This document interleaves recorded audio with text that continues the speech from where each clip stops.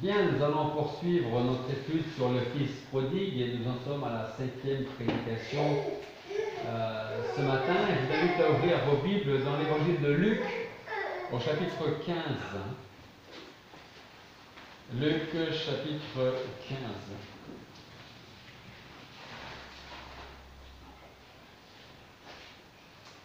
Et nous allons reprendre à partir du verset 13 et nous allons lire ce matin les versets 13 et 14.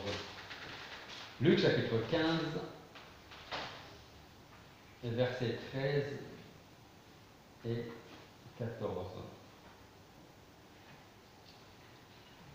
Et peu de jours après, ce plus jeune fils ayant tout amassé partit pour un pays éloigné et il s'y passe son bien en vivant dans la débauche. Après qu'il eut tout dépensé, il survint une grande famine dans ce pays et il commença à être dans l'indigence. On va prier avant de poursuivre. Père Céleste, nous voulons te remercier parce que nous avons la possibilité de continuer cette étude sur le Fils prodigue et c'est vrai que chaque semaine nous pouvons apprendre quelque chose de nouveau de ta parole parce que ta parole est vivante, efficace et elle nous parle, elle nous instruit, elle nous reprend. Alors nous voulons te remercier de continuer à faire cette œuvre dans notre vie, de nous enseigner, de nous reprendre, de nous convaincre, de nous montrer ta volonté et le bon chemin à suivre. Merci de bénir ta parole dans nos cœurs, d'ouvrir notre intelligence, notre compréhension. Pour tous ceux qui sont ici, pour moi, pour ceux qui vont nous suivre, regarder ce culte par la suite. Et c'est en ton nom que nous te prions. Nous voici donc avec le plus jeune fils qui part loin de chez son père, comme on a pu le voir depuis déjà 4 semaines. Vous pouvez peut-être imaginer cet enfant qui part, il est sur le chemin entre la maison et sa destination. À votre avis, à ce moment précis, qu'est-ce qui est en train de passer dans la tête du jeune homme? Qu'est-ce qu'il peut se dire? On ne sait pas ce qu'il dit, mais qu'est-ce qu'il peut se dire? Comment il va être accueilli? Alors, comment est-ce qu'il va être accueilli? D'accord? Par exemple. Si il sait où il va. Mais il part, donc je pense qu'il a déjà une idée de l'endroit où il veut aller. Okay? Donc je vais aller dans un pays éloigné, c'est ce qu'on a vu.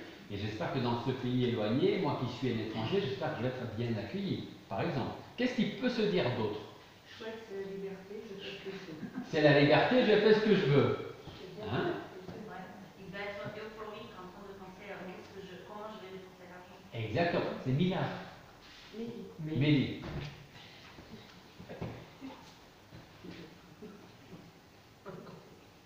Mais, M-E-L. M-A-Y. M-A-Y. L-E-E.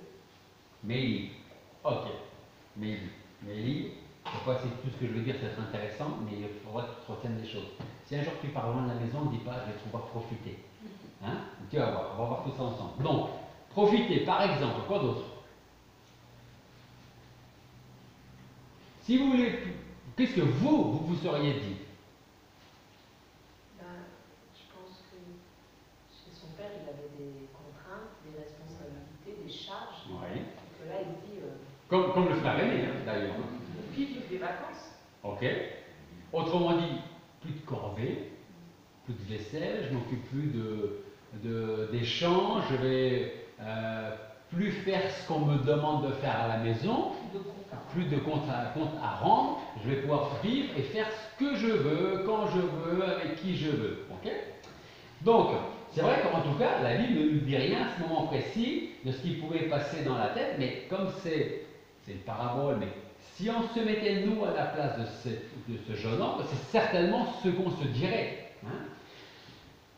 Je pense en tout cas que durant un instant, sur le chemin du bonheur, il n'est pas en train de penser, je ne pense pas, aux privilèges qu'il laisse derrière lui.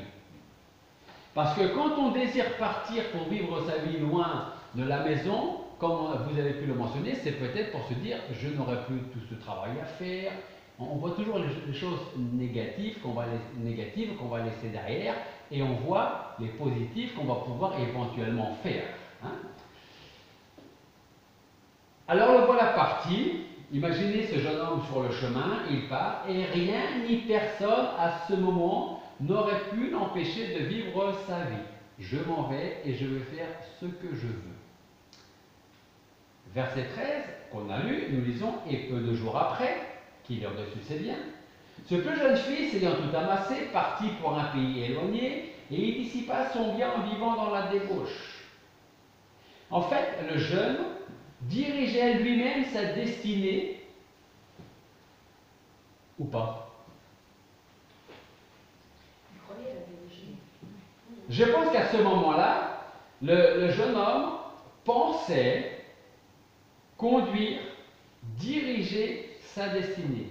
Je veux faire ce que je veux, quand je veux, plus de papa, plus de maman, plus de compte à rendre. Je fais ce que je veux. Okay? Plus de qu'est-ce que tu as fait aujourd'hui, pourquoi tu as fait ceci, tu aurais dû faire cela. Nous allons le voir vivre une vie qui, selon lui, serait certainement la meilleure. Pouvoir s'offrir tout ce qu'il veut s'offrir, quand il veut, où il veut.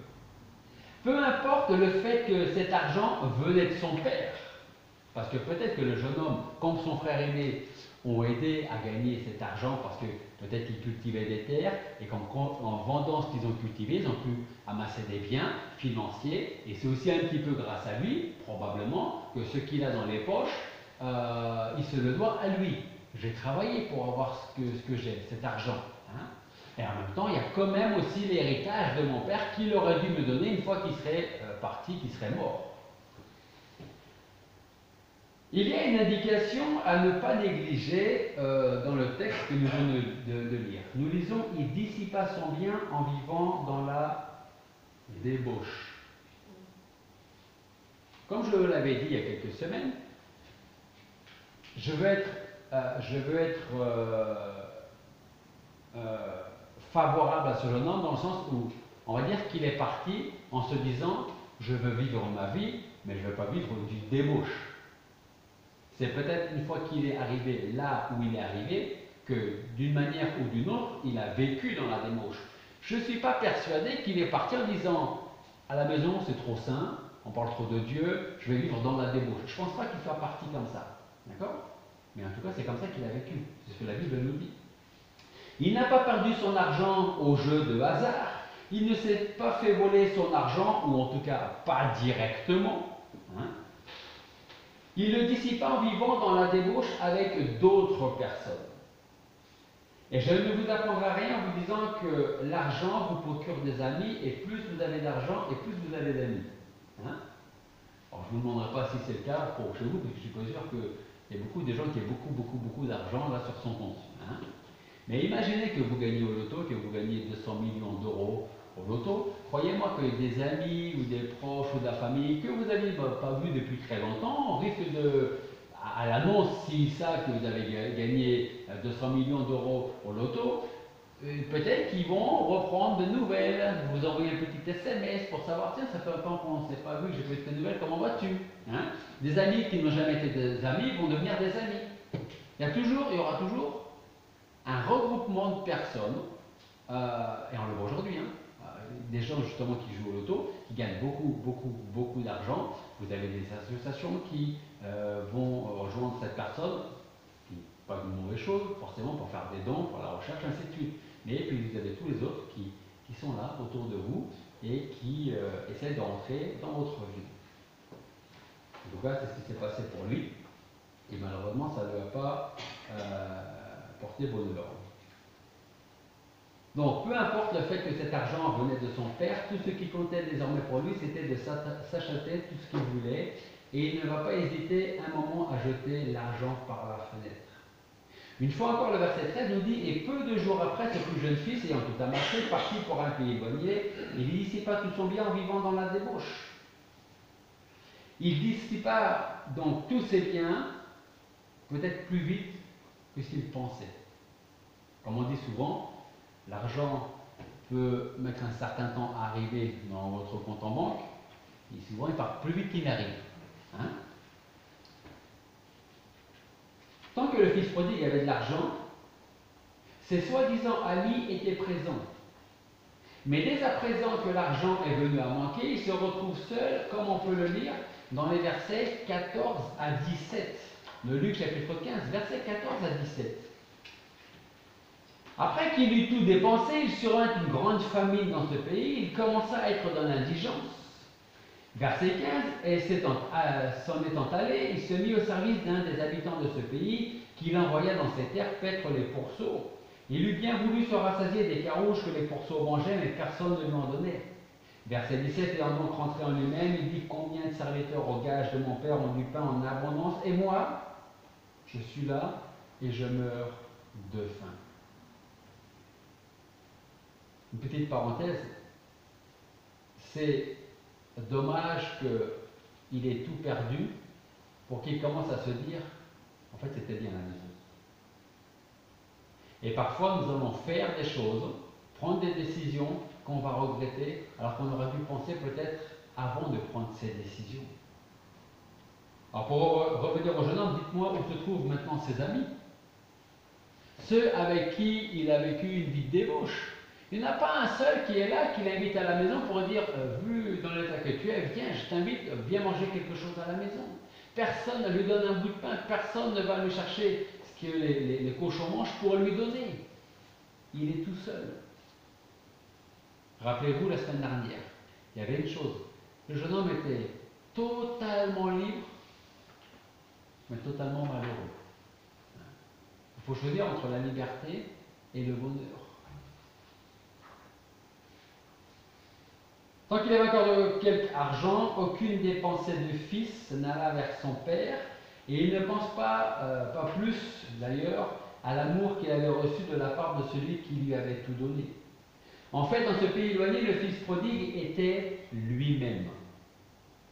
C'est peut-être ce qui se passe avec certaines personnes, certains chrétiens, qui durant un moment veulent vivre dans un pays éloigné de celui du Seigneur. Ils ne désirent plus être sous le regard de Dieu, mais je le dis comme je l'ai déjà dit, allez où vous voulez, Dieu aura toujours un œil sur vous. Vous pouvez vous cacher de votre famille, de vos proches, du monde entier, mais pas de Dieu. Et de ce fait, ils pensent qu'ils sont eux-mêmes. Et souvent, ils sont eux-mêmes. Des gens qui ne pensent qu'à eux. Ils oublient l'amour et les bénédictions qu'ils ont reçues de la part de celui qui les a aimés de toute éternité. Puis par la suite, il arrive la même chose qu'au fils de la parabole. Ils comprennent très vite le côté illusoire de ce qu'ils ont accompli, de ce qu'ils recherchaient. Puis ils finissent par réaliser que tout ce qu'ils ont fait loin de Dieu s'est envolé en fumée. Peut-être que chacun d'entre nous, ceux qui nous suivent, peut-être qu'on peut se dire ce que j'ai fait dans le passé, même des choses positives, vous voyez, je vais être positif ce matin, même des choses qu'on pensait être positives, on ne s'en souvient plus. Les gens ne s'en souviennent plus. C'est parti en fumée.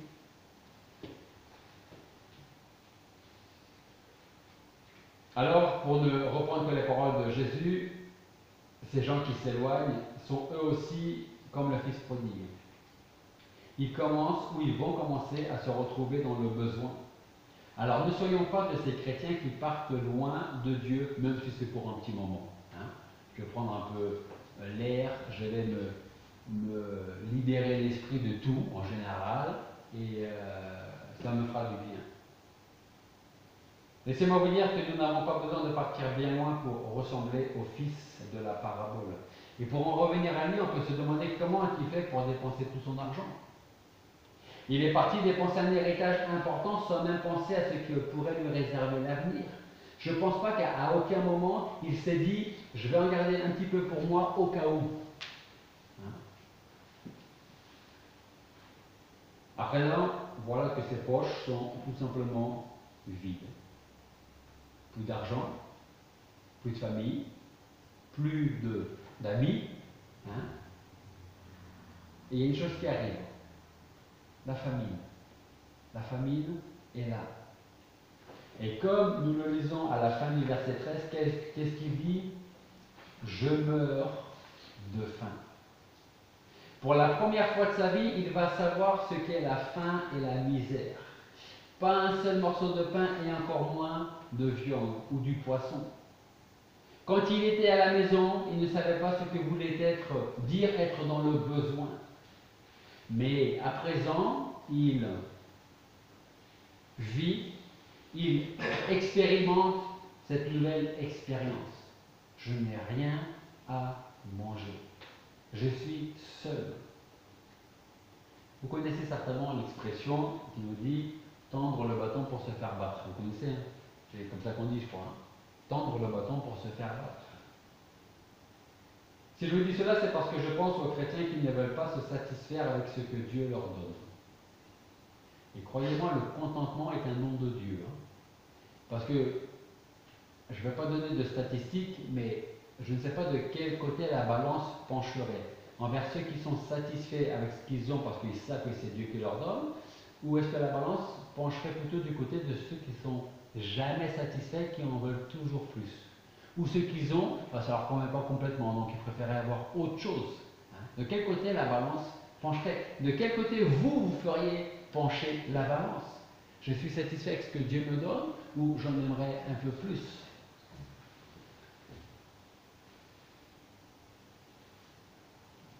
Dans son besoin, le fils prodigue a quand même reçu une grâce particulière. Vous savez quelle est cette grâce? C'est de pouvoir se relever et de dire je vais retourner à la maison. Parce que je réalise que ce que j'ai fait, je ne devais pas le faire. Ce que nous pouvons dire, c'est que c'est précisément dans la détresse que nous pouvons le qualifier d'heureux. Pourquoi est-ce qu'il est heureux dans sa détresse? Parce que tous ceux qui partent pour un pays éloigné ne ressentent pas tous le besoin de revenir. On a parlé ce matin du pardon. Je pense que peut-être ça a été difficile dans la tête de ce jeune homme de se dire je vais rentrer mais je vais devoir leur demander pardon. Parce que si je ne leur demande pas pardon, peut-être qu'ils ne vont pas m'accueillir, peut-être que mon père ne va pas m'accueillir. Donc, je dois faire ce travail en moi, je dois avoir le courage de repartir à la maison, je dois avoir le courage de demander pardon et de dire effectivement, j'aurais dû écouter ce que tu étais en train de me dire et je ne l'ai pas fait. Alors ce que je voudrais dire concernant la parabole, c'est que nous parlons d'un jeune homme que le Seigneur désigne comme le fils prodigue. Et qui dit fils, dit aussi père. Rappelez-vous quand on disait le père est devant la maison et il attend le matin, l'après-midi, dans la journée, dans la soirée, peut-être même dans la nuit. Le fils prodigue est toujours un fils, mais un fils qui ne trouve aucun repos de vivre loin de son père parce qu'il a fait les mauvais choix. Alors, je vous rassure, on fait tous des mauvais choix. Okay? Mais il y a celui qui fait un mauvais choix par ignorance et celui qui fait un mauvais choix en sachant ce qu'il allait faire. Quand nous cherchons à vivre sans Dieu, nous cherchons des solutions à nos problèmes sans compter sur Dieu. Chrétien ou pas chrétien d'ailleurs. Nous lisons versets 14 et 15 de notre passage en Luc 15. Après qu'il eut tout dépensé, il survint une grande famine dans ce pays et il commence à être dans l'indigence et il se tente aller. Il se mit au service des habitants de ce pays qu'il envoya dans ces terres paître les pourceaux. Il ne chercha pas à connaître la volonté de Dieu, ni même l'aide de Dieu. Il continue à se débrouiller tout seul. Et si ce matin on peut ressembler au fils prodigue, alors très certainement nous pouvons vivre plus ou moins loin de Dieu. Nous allons rechercher par nos propres moyens à nous sortir du pétrin dans lequel on s'est mis nous-mêmes. Vous connaissez cette expression, j'en suis sûr, on n'est jamais mieux servi que par soi-même. Des fois c'est vrai, hein. Des fois c'est vrai. Eh bien dans ce cas-là, croyez-moi, cette expression n'a plus aucune valeur. Parce que qu'est-ce qu'il va faire? On n'est jamais mieux servi que par soi-même. Là, il est devant les cochons et il est en train de regarder ce que les cochons mangent. Qu'est-ce qu'il peut faire pour lui-même là? Rien. Juste se plaindre. Et dire, mais qu'est-ce que j'ai fait? Comment j'ai fait pour en arriver là? Cette expression n'a plus aucune valeur, n'a plus aucun sens pour lui, parce qu'il est loin de la maison du Père. C'est sans oublier les paroles du Seigneur qui nous dit, sans moi, vous ne pouvez rien faire. Si, vous pouvez faire autre chose. Vous pouvez partir loin de la maison et essayer de vivre votre vie. Vous verrez ce que ça va donner. Revenons donc vers le Seigneur si nous nous sommes éloignés d'une manière ou d'une autre. Revenons ou sachons revenir à Dieu et non pas vers une religion quelconque. Parce que aujourd'hui, beaucoup se flattent d'être tolérants et aiment dire que toutes les religions se valent. Ils disent que le principal c'est d'être sincère. Non. Le principal c'est d'être dans la volonté de Dieu. De savoir ce que Dieu attend de moi. Où est-ce qu'il veut que je sois?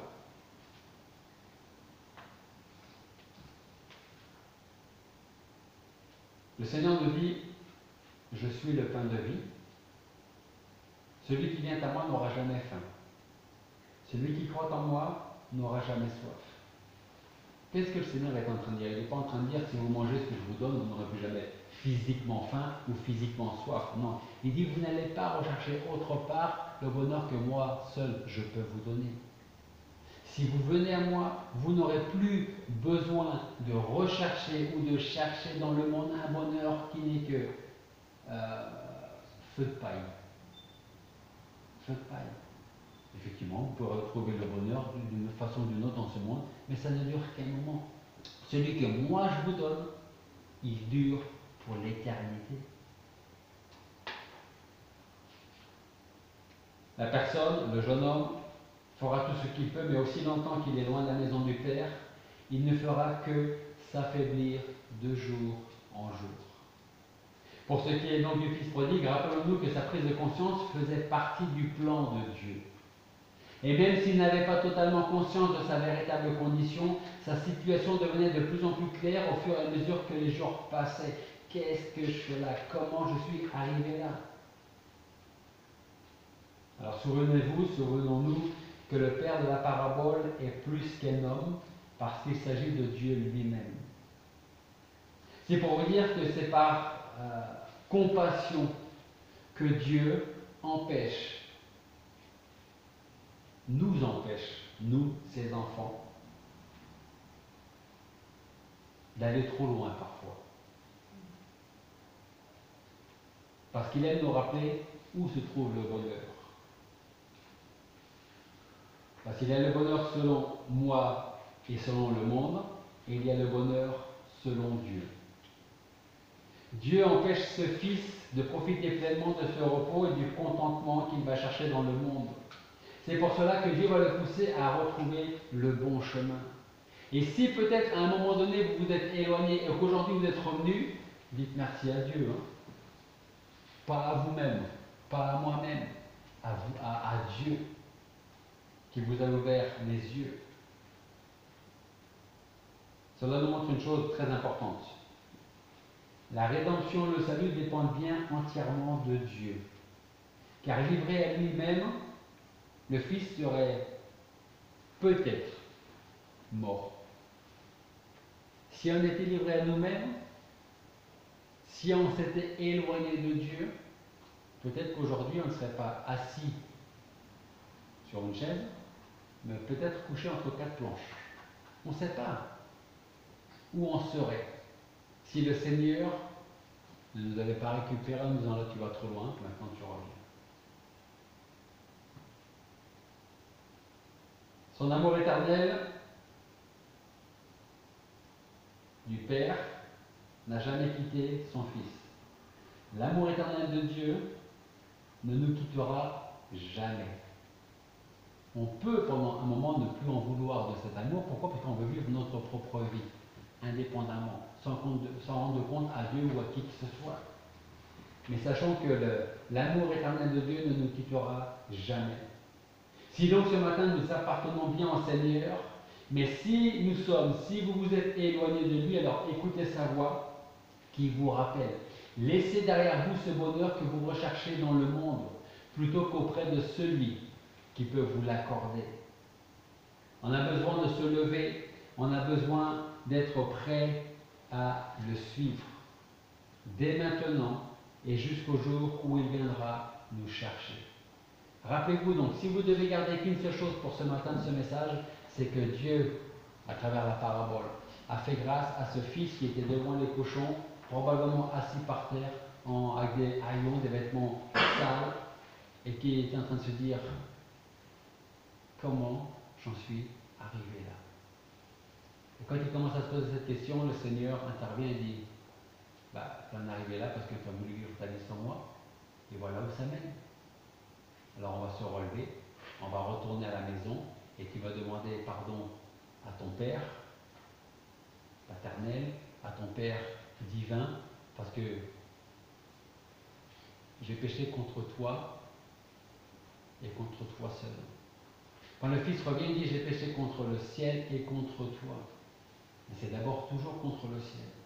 Donc remercions le Seigneur. Si un jour on était éloigné, qu'aujourd'hui on a pu revenir à lui parce que c'est lui qui nous garde dans sa main, qui nous tient dans sa main et qui nous permet d'aller jusqu'à un certain point, mais jamais trop loin, quand on appartient bien au Seigneur Jésus-Christ. Prions. Père Céleste, nous voulons te remercier parce que ce matin encore, tu nous as fait la grâce de pouvoir continuer l'étude de cette parabole du Fils prodigue. Et comme lui, peut-être à un moment donné, nous avons été un peu trop loin, mais tu nous as repris pour nous remettre sur le bon chemin. Tu as parlé dans nos cœurs, tu as changé nos cœurs et nous voulons vraiment te remercier pour cela. Mais je veux te prier pour ceux qui peuvent être éloignés de toi, qui pensent qu'ils peuvent vivre leur vie loin de toi, loin de cette maison qui est la tienne, à l'église, Seigneur. Que tu veuilles parler dans leur cœur, que tu leur montres que un culte loin de ta maison n'est pas un véritable culte. C'est ici que nous devons être, en ta présence. Merci de continuer à travailler dans nos vies, dans nos cœurs, et de nous changer pour ressembler toujours plus à notre Seigneur Jésus-Christ. Bénis chaque personne ici présente, celles qui vont écouter ce message. Et c'est en ton nom que nous te prions.